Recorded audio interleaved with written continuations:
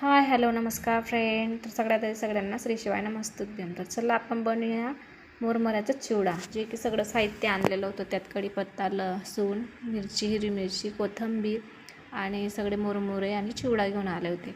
आणि सगळे आधी मिक्स करून घेऊया आपण एका बाउलमध्ये. मोठाच बाउल घ्यायचं, त्यात चाळून घ्यायचं व्यवस्थित. त्यानंतर फरसाण टाकायचं. आपला फरसाण टाकून झाल्यानंतर ना वरतून मग थोडं काय आपलं घरातलं असेल बुंदी वगैरे ते बी टाकू शकतो आपण.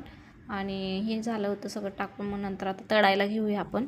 तर हे पोहे होते, मक्याचे पोहे म्हणतात त्यांना. तर त्यांना व्यवस्थित असं तेलामध्ये परतून घेतलं आणि मस्त असं फुगून झालं. तर हे बघा आमचं मधून परीराणी आणि डुगराजा म्हणायला लागले कधी होतंय मम्मी फरसाण आता.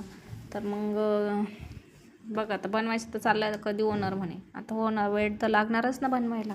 त्यानंतर मग घेतलं कढीपत्ता तळायला, कोथिंबीर घेतला तळायला, त्यानंतर लसूण घेतलं छानपैकी मस्त व्यवस्थित परकून घेतलं. असं मस्त कडक तळले त्यांना की जे मस्त क्रुमकणी लागायचे असं. त्यानंतर मग हे सगळं मिक्स केलं व्यवस्थित.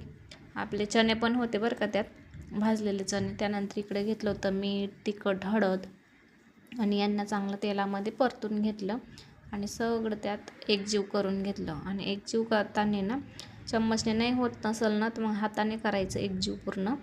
जे की सगळं मसाला आहे ना ते व्यवस्थित लागतं सगळ्या चुरमुऱ्यांना. आणि व्यवस्थित असं करून घेतलं सगळं एकजीव.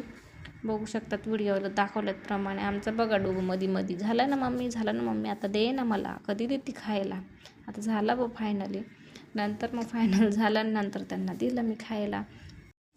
तर डुगू म्हणाला मम्मी खूप टेस्टी झालं आहे बघा त्याच्या हातवारे. तर भेटूया नेक्स्ट व्लॉगमध्ये. Bye bye. आजसाठी एवढंच.